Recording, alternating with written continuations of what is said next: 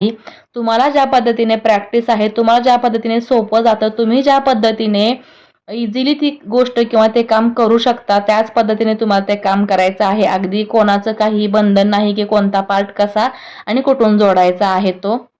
तुम्ही एखादं काम करत असाल तर तुमच्या रूल्सप्रमाणेच ते काम झालं पाहिजे.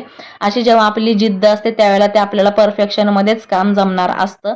हे मात्र तितकंच खरं आहे. आता बघा, ह्याला हुकपट्टी लावून झालेली आहे. त्यानंतर ब्लाऊजची उंची मोजली, त्यानंतर ब्लाऊजचा गळा मोजलेला आहे. गळा मोजल्यानंतर एक साईड आपली परफेक्टली अशा पद्धतीने रेडी झालेली आहे. चला तर मग आता दुसरी बाजू आहे ती जोडून घेऊया. दुसरी बाजू जोडताना सुद्धा बघा, मी आता मगाशी जोडलं होतं, वरून खाली जोडत आले होते सरळ भागावरती, आता जोडते खालून वरती जोडत जाते उलट्या भागावरती.